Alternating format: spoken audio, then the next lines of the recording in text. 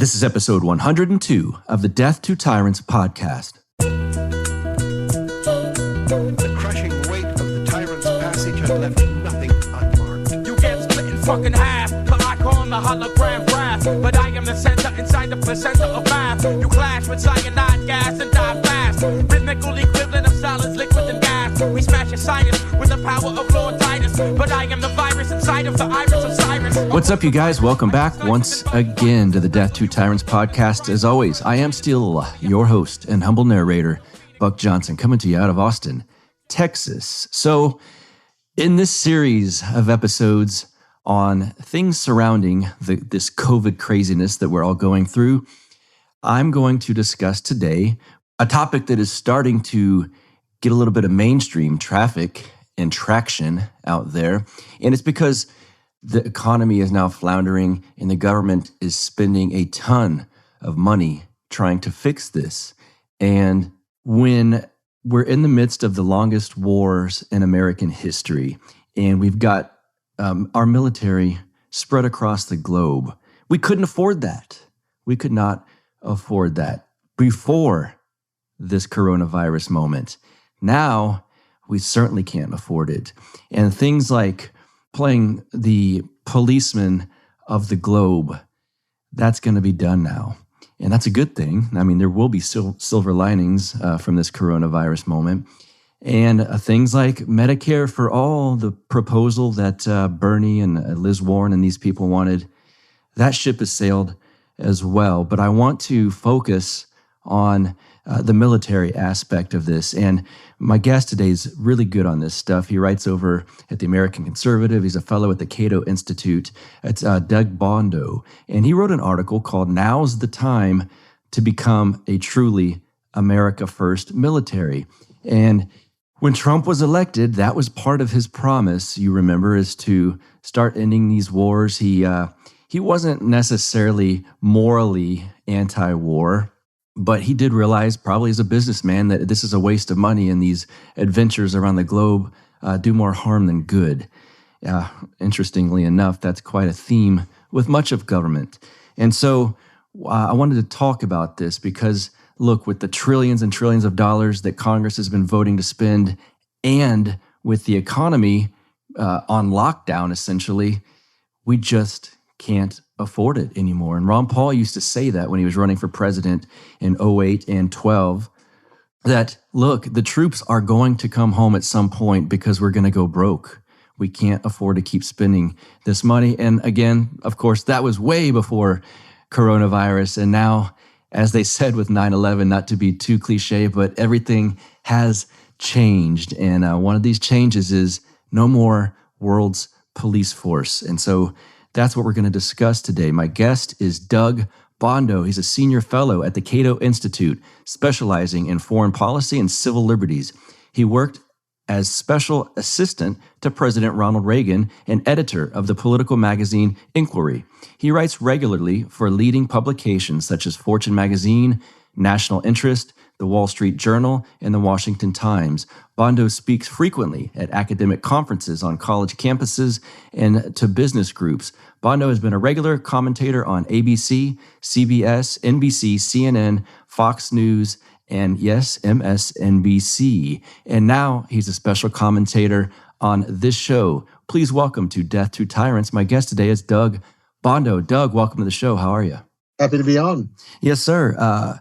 Before we get into the topic at hand, I was trying to think back, and I believe this to be the case. You're my first Cato Institute fellow to have on the show, so I'm glad to finally get you. Can you talk about what you guys do over at the Cato Institute and your specific area of specialty? Well, Cato is basically a free market, libertarian think tank. We do what, kind of other groups in Washington do, the Heritage Foundation, Brookings, AEI. We're in that orbit. Our focus is on individual liberty and limited government. It's a tough fight in Washington, obviously. We're surrounded by a lot of people who don't really share that vision.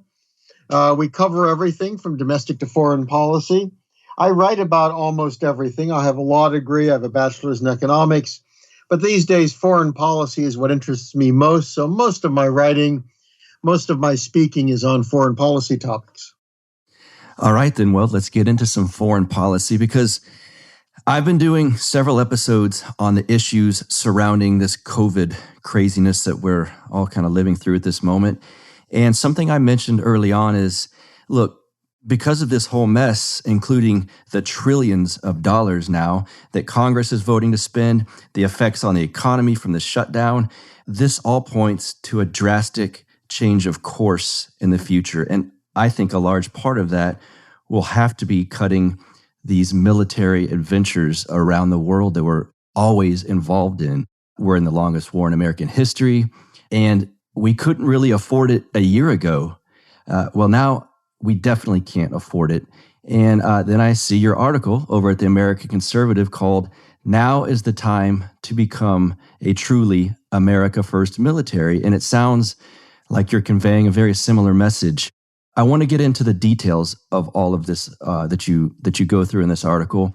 But can you give your elevator pitch of what you mean with this message? Now is the time to become a truly America First military. Well, you're absolutely right. Even before the coronavirus crisis, we were facing $1 trillion deficits every year without a crisis, without anything unusual going on, which is an extraordinary amount of money. And we add in the coronavirus, we're talking about, we're 50% of the last year's budget is just being added on now. So we're talking about maybe a $3 trillion deficit this year. If you're going to spend that kind of money, you've got to cut something. And my argument is that it makes no sense at all for the United States and for American taxpayers, and especially Americans in uniform. I have a number of family members who are in the military. You don't put them at risk to defend wealthy, prosperous, populous allies. We've got this weird sense that America should be everywhere doing everything. So if the Germans don't want to spend on defense, no problem, we'll take care of them. And if the South Koreans really don't want to, we'll do it for them too. This makes no sense, and it didn't make sense before. But if you're rich and have lots of money to spend, you can say, well, we can get away with it. But that's over. The U.S. is no longer in a position where we can imagine tossing this kind of money around, for no good reason. Yeah, one of the things I like that you pointed out is basically we can stick to the Constitution if we wanted to, and it allows for the common defense. That's rather easy, you would think, given the geographic reality of our situation. We've got giant oceans on each side of us, east and west, and friendly neighbors to the north and south, yes? No, the U.S. is in a wonderful position. We're very lucky. If you're at the center of Europe, surrounded by a half dozen countries, or if you're in Central Asia and you want to defend those borders, it's not so easy. Look, even China. The good news from our standpoint is China is surrounded by countries it's been at war with. It's been at war with Russia, Japan, Korea, Vietnam, India. All of those countries surrounded. We really are uniquely positioned with the oceans east and west, and with relatively weak and peaceful neighbors north and south. And we should take advantage of that. We shouldn't feel bad about it. The good news is it's actually quite easy to defend America. Most of what we do today has nothing to do with defending America. It's with defending friends and allies. That's very nice, but it doesn't mean it has much to do with defending this country. Have you sensed a change in the political landscape over the last decade or so where conservatives have become less hawkish than they were in the Bush years maybe, and some of the neocon hawks have kind of reared their head within the Democratic Party? Well, it's a very confused environment. It was quite clear in 2016 that Hillary Clinton, I had told everybody, was the Democratic neocon. This was somebody who was happy to go to war everywhere, that if she won, no doubt we'd be at war in several places. So the Democrats have that. Traditionally, the Democrats have been a bit more of this kind of democratic, kind of left-wing idealism. And she was less that. She was a much more kind of hard-nosed kind of interventionist. On the Republican side, again, there are important divisions. A Rand Paul, for example, a Mike Lee, a Justin Amash, who's kind of left the Republican Party, but comes in that direction. Those are all people who are very skeptical of intervention. And then you have a Lindsey Graham, who can talk about Korea and say, well, yeah, it'd be kind of bad, if there was war over there, but at least it wouldn't be here. And you're just wondering, what is this guy thinking? So the good news is that President Trump, for all of his weirdness and uniqueness, has brought within the Republican Party a certain skepticism of intervention, and he's helped, I think, move Republican voters in that direction. And that's a very important change. We've got to have that change at the grassroots. Yeah, during the Trump campaign running up to becoming the president, a lot of his messaging really reminded me of some of Pat Buchanan's, a lot of his stuff. And Pat was always great with foreign policy, and definitely went toward the isolationist route. And then Trump gets elected, and it seems, I don't know, this happens every time. The promises don't come through, especially when you're discussing the military and the military-industrial complex. Do you think he surrounded himself with probably some people he should not have? Yeah, I think there are two problems. The first is that, as far as I can tell, there's nobody around him who actually agrees with him on foreign policy. I mean, that is a very serious problem. Because, the thing about Trump is this is not a policy geek. This is not somebody who cares about the details of governing. He needs people around him who share his vision, or at the very least are willing to promote it, and care about the details of government. So, you look at Mike Pompeo, you look at all the national security advisors. John Bolton. I know John. I get along with John, but John is the ultimate hawk. John would bomb everybody if he had the chance. So, to have the president put somebody like this in a position of authority, these people know how to manipulate the system. They do what they want. We see that in Syria. The president says he wants to leave, and everybody comes up with new reasons to stay. So I think that is a huge problem there. So it's wrong people around him, and it's also in certain ways his inattention. And the other thing is that he's not a committed non-interventionist, but he's somebody who is prepared to intervene kind of episodically and for reasons you sometimes don't get. The good news, though, is he really doesn't like war. Despite all of his blustering, George W. Bush got us in the worst war in recent years, which almost everybody admits was a complete catastrophe. Iraq. The president has not done that. He's kind of come up to it. He's threatened. We should do this to Iran and that and the other, but he always backs away. So the good news is, I think, despite his rhetoric, he really doesn't want conflict. He just doesn't have people around him to promote that view. Yeah, and speaking of Iran, something that it seems over the years that people still, haven't looked back and realized is the phenomenon of blowback that Ron Paul discussed in 2008 and really most of his political career. And you will hear things now like, well, if we don't have a presence over in the Middle East, Iran is going to take over the whole region and come after our quote-unquote interests. What do you say to those type of arguments? Well, there are multiple problems with it. The first, of course, is we need to recognize where all this came from. We want democracy in Iraq or Iran. Guess which country promoted the coup d'etat back in 1953 to overthrow the democracy? Right. It was the U.S. So you put a dictator in power, well, no surprise people revolt against him. And unfortunately, the guys with the guns, the Islamists, took control.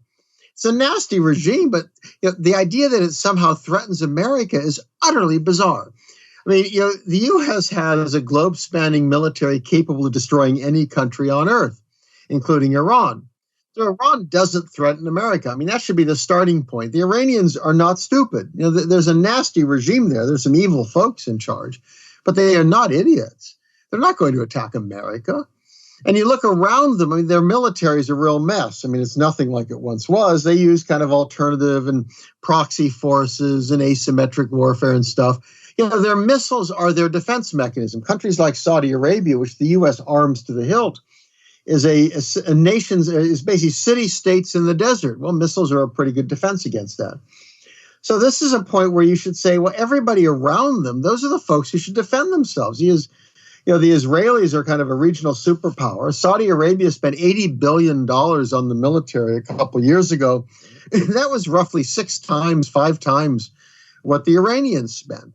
So the idea that they're going to run rampant, the point is everyone there wants to be defended by us. Robert Gates, the former Secretary of Defense, once said that the Saudis are quite happy to fight the Iranians to the last American. They don't want to fight for themselves. They want somebody else to do it. They're basically treating Americans as mercenaries. This is ridiculous. America is not threatened in this case. Yeah, I want to touch upon some of the things that stood out to me in the article because, like we're saying, these giant federal spending programs, we just won't be able to keep it going at some point here. Among those, of course, is being the world's police force. You listed some information from the Congressional Budget Office that I found extremely telling.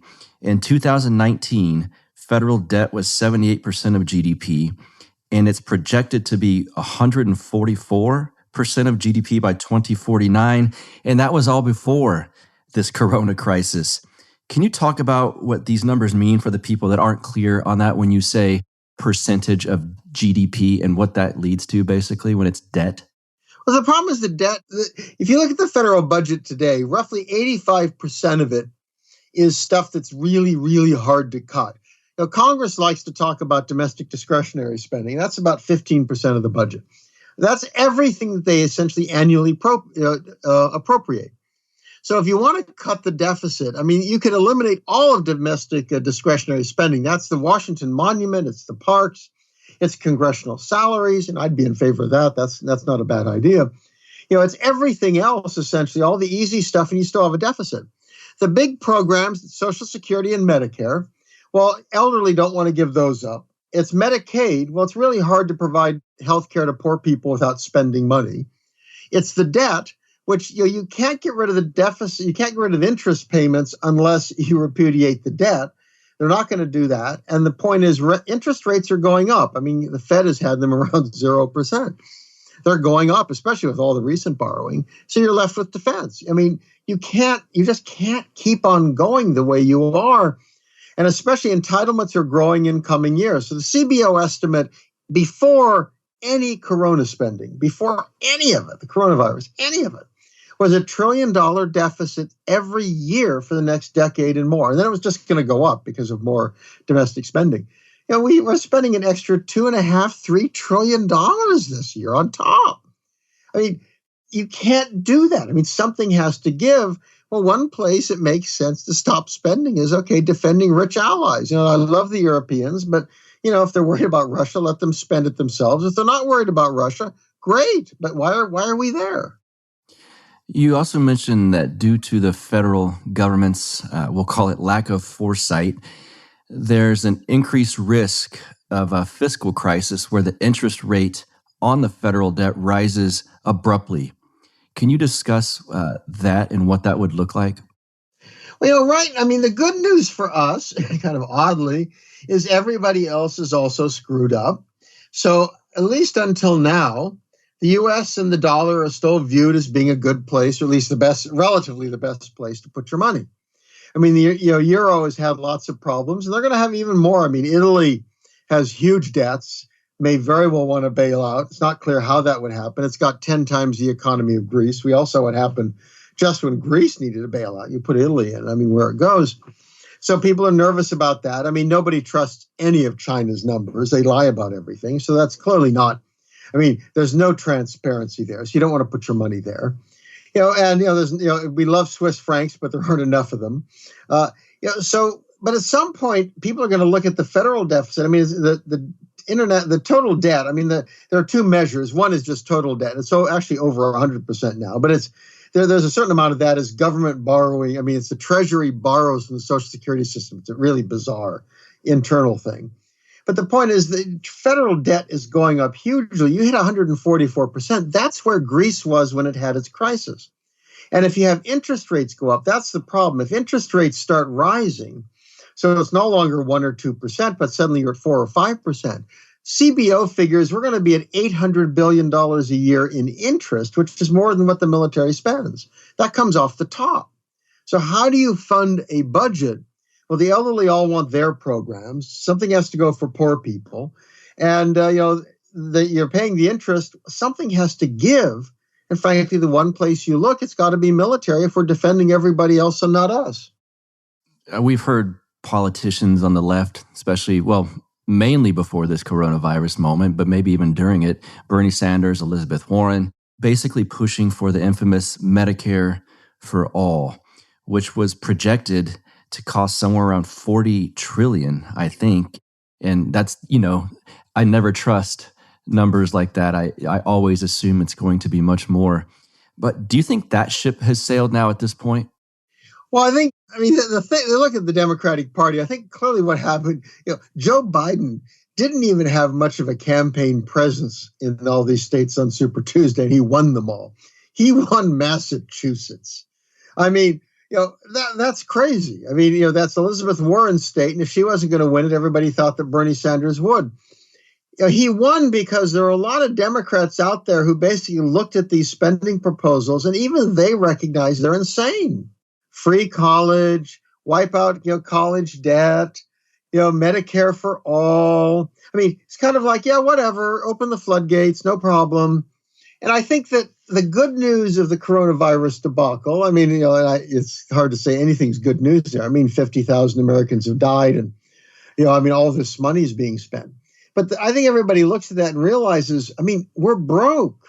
You can't do this. Endless promises to everybody. Bernie Sanders was asked how he'd pay for it. He said he didn't know. Yeah. What kind of a presidential campaign is that where you say, I'm going to break the budget?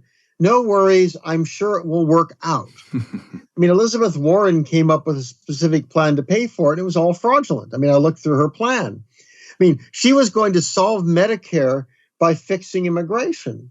And you look at that and you think, are you out of your mind? You think talk about an issue that's even harder than healthcare. It's immigration. Oh, you're going to do all this at once and magic and money will be. So the problem is the Democrats live in this world in which money's free, no problem, plan on everything. It'll all work out. I think most Americans realize that is just crazy. Can you talk about some of the adventures around the world that are currently going on? Because in our circles, I think it's common to discuss them and know about a lot of these things. But I think the regular audience would probably think, yeah, I get it. We should probably come home from Iraq and we've been in Afghanistan too long. But there's so many other areas of the world where the U.S. is involved, and unfortunately, especially Yemen. Can you discuss some of the other places that people might not realize? Well, I think, the big issues for us are kind of the major alliances, which is where we protect rich allies. That's Europe. Europe has 10 times the GDP of Russia. To me, Europe's the easy one. Italy's GDP is equivalent to that of Russia. Why is the U.S. defending these countries? Germany has the biggest economy. It spends about 1.2% of GDP on the military. What's obvious is that they don't worry about military, and they're not worried about a threat. So it's easy to say, come on, guys, it's your time. South Korea has more than 50 times the GDP of North Korea. Well, now it looks like the North Korean dictator is sick, dead, incapacitated, who knows what. And that place could go very messy. We have no idea what the power transition will be like if he's dead.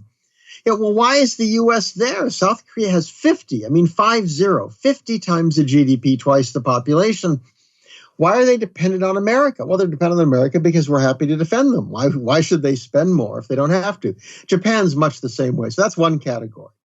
The second are these kind of allies in the Middle East where we decide we have to, we have now become bodyguards of the Saudi royal family. This is a regime that on human rights is worse than Iran, and I would argue it's more destabilizing than Iran. It's one where they kidnapped the prime minister of Lebanon. They're fomenting civil war in Libya. They promoted jihadist insurgents in Syria, and Yemen, to my mind, is the great monstrosity where the U.S. is helping them. Saudi Arabia, United Arab Emirates, wanted a pliant, wanted basically a puppet regime next door. Yemen's history goes back 60 years. There were once two of them. It's been in conflict, ever since. It's very complicated stuff. But it had essentially nothing to do with America. This is a place that they've always been fighting. Kind of an oversimplification, but not much. Basically Saudi Arabia decided they wanted their guy in power, so we're helping them out. We provide intelligence for targeting. We sell them the planes. We sell them the munitions. And until recently, we did aerial refueling. And it's monstrous. They had by 2017, they had 1 million people with cholera. Most of the population is hungry. Most of them need they need support. The Saudis have destroyed the civilian infrastructure. They routinely bomb weddings and funerals, kind of both sides. It's horrible, and we're helping them. And my view is this is we are accomplices to murder for no good reason other than, well, we want to reassure the Saudis. And my reaction is, why? Of all the regimes in the Middle East, this is a totalitarian state. They've changed some of their social regulation, but there's no religious liberty and there's no political liberty. They've gotten worse. I mean, the crown prince is arrested. Anybody who criticizes the regime, he's even arrested bloggers who haven't been sufficiently effusive in their praise of him. It's a monstrous regime. Yemen is an easy one. We just step back and say, you're on your own. We're out of this one. But both the Obama, and this is critical. I mean, liberals criticize Trump, and that's fine. But it was Barack Obama and his administration that started the support for the Saudis in Yemen. So here you have a guy who comes from the left who talks about peace, got the Nobel Peace Prize of all things before he took office. Right. And lo and behold, he's out there supporting the Saudis in a war of aggression.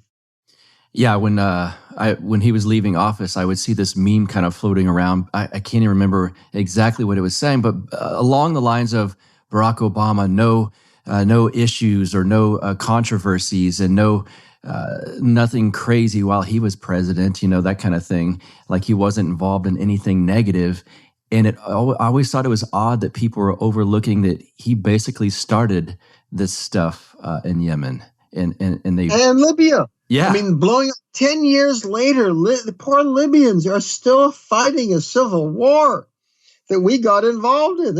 And the problem is this just shows the lack of thought. Oh, this is going to be simple and easy. We throw out, Gaddafi. I have no brief for Gaddafi.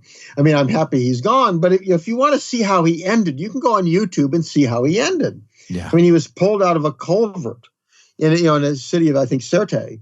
And, the insurgents who pulled him out had a knife, and you can imagine how they used it. It was very unpleasant. Now, his end undoubtedly has been seen by the North Koreans and others. This is a guy who gave up his nukes and missiles to the West on the promise that everybody would love him and work together. I mean, if you're North Korea, you wonder why they want nuclear weapons. Right. I mean, Kim, assuming he's still around, he's a nasty guy, but he's not a fool. I mean, they don't trust America. They'd be crazy to trust America. In the article, you touched upon the cuts that need to happen within the military. You mentioned that larger cuts would be with the Army. Can you talk about that and what some of the logistics of paring things down militarily would entail? See, what's critical here is that, the debate in Washington tends to separate foreign policy and military policy. And that's a mistake. And it's a danger to let budget drive your foreign policy. The point is, if you have an expansive foreign policy, you need force structure. My nephew is a SEAL. He's the carbon fiber tip of the spear. You don't send him into battle somewhere if you don't have appropriate materiel and manpower. The point is people get killed. So the danger is, everybody in Washington wants to do everything.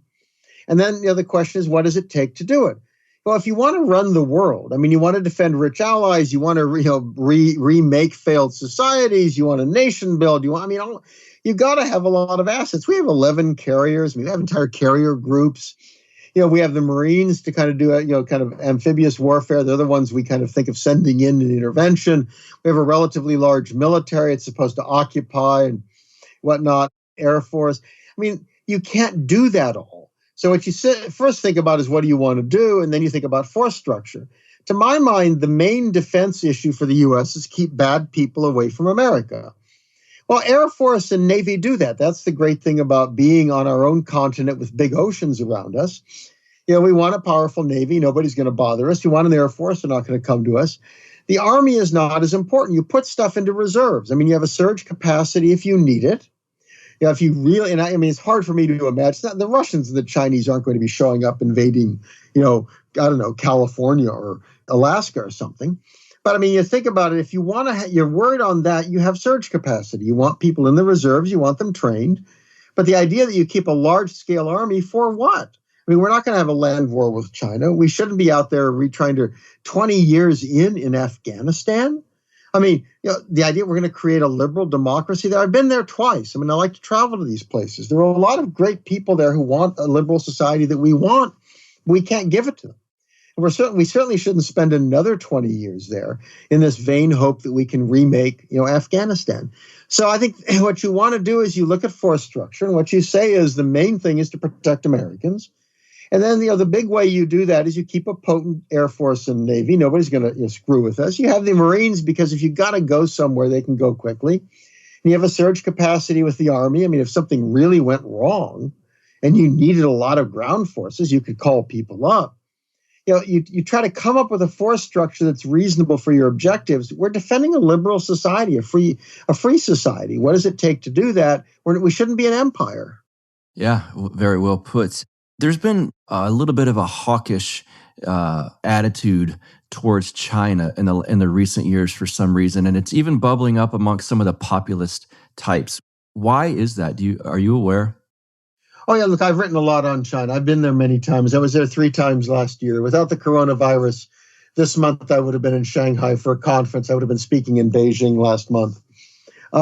Look, what's going on in China is very bad. I mean, libertarians, people who love liberty, people who want a reasonable defense. I mean, it's important not to kind of sugarcoat what's happening there. It's moving in a totalitarian direction. It's very bad. Xi Jinping is a really bad dude. So I think that's causing a fair amount of it. I mean, they're human rights violations. This is nasty stuff. They're aggressive. They're pushy. They're cracking down in places like Hong Kong. So it's not good. The question is, what do you do about it? And my mind is, I mean, the big thing is you want to try to get information to the Chinese people. I mean, there's a lot of opposition there. There are people who are being crushed under the juggernaut. They don't like it. And the good news is that they're all going to be around when Xi Jinping dies. I think the critical thing to my mind with China is you don't want war. I mean, this is not a place. The idea that you go to war with China is just absolutely foolish. This is a country that is a potential superpower. It's always going to be there. It wouldn't be just one war. And you think about the enormous cost that war would be. The question then is, how do you make sure and how do you help countries in the region be able to defend themselves? Japan, South Korea, Australia. I mean, I was in Australia in February. All of these are countries with potent militaries.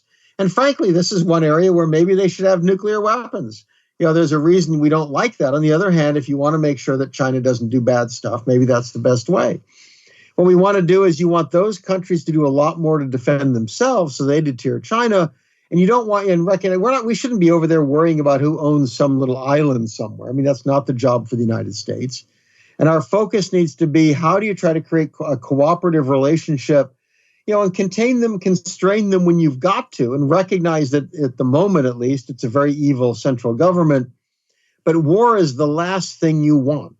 I mean, the last thing any of us should consider is the idea of going to war with a nuclear-armed China, which is not likely to be just one, but it could be, think of Germany. I mean, it took 2 big wars with Germany to figure out how they fit in. We don't want that with China as a rising power. Well put.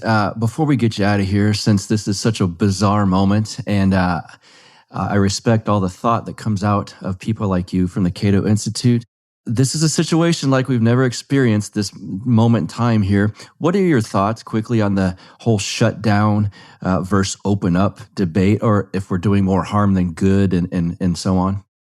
Well, my reaction was that a short-term shutdown made some sense. That is, you try to kind of stop the spread of the virus, 2 weeks, 3 weeks, 4 weeks. We could argue what that would be. And then what you need to do is you start opening up carefully. You expect businesses and companies and social venues and stuff to exercise caution. You have special protection for the elderly who are most vulnerable, and you start moving ahead. That to try to keep a shutdown 2 months, people that have always should be shut down until August or something. Well, of course, that's absolutely nutty.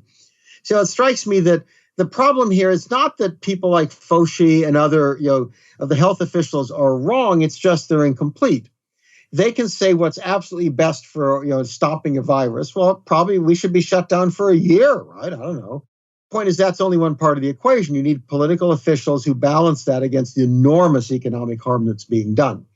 So I think that balance is what's been lost, because one side kind of shouts, it's lives, it's lives, it's lives, and anyone who says, well, maybe we should start loosening, or said, oh, you just want to kill people, and that's just wrong.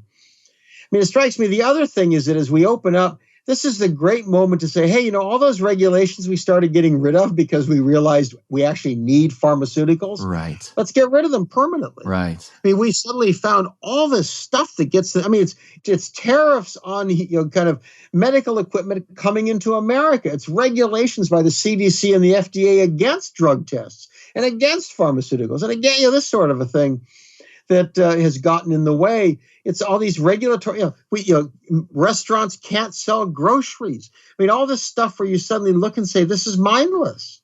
Stop this. And I think, to me, that should be the great opportunity where we come out of this and say, now, we've got to get the economy moving. Let us start by permanently getting rid of these stupid, idiotic regulations that everybody should recognize actually hurt us. The biggest problem I think we've had is not having the test for the virus. Well, it was the CDC and FDA without question that stopped that.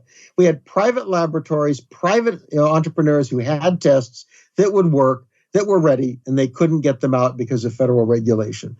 That's the starting point as we get out of this. Yeah, I find it so odd that people on our side have known this for a long time, that these regulations are often, they do more damage than good.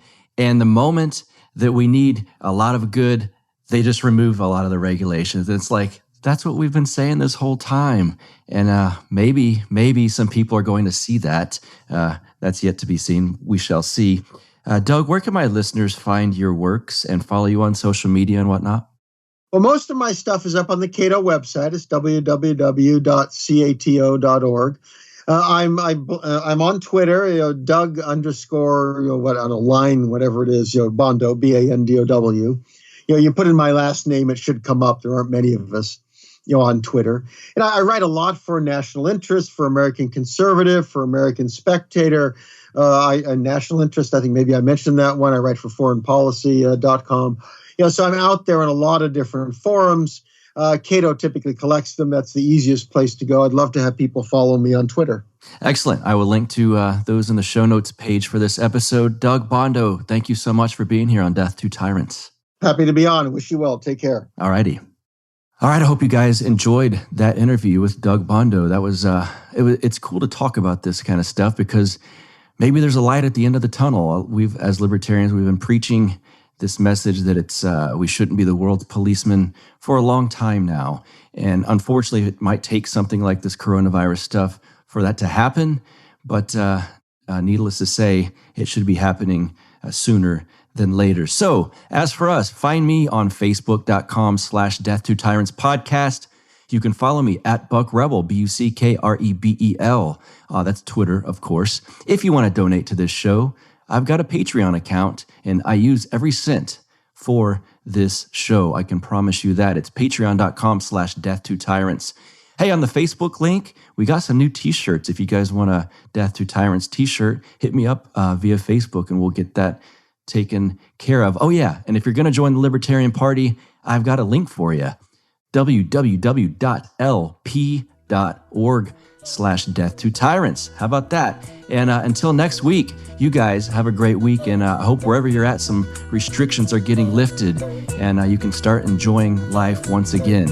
You guys have a good one. You get split in fucking half, but I call him the hologram graph. But I am the center inside the placenta of math. You clash with cyanide gas and die fast. Rhythmical equivalent of solids, liquid and gas. We smash your sinus with the power of Lord Titus. But I am the virus inside of the iris of Cyrus. Like the sound of the Death to Tyrants podcast? Our audio production is provided by Podsworth Media. Check them out at podsworth.com.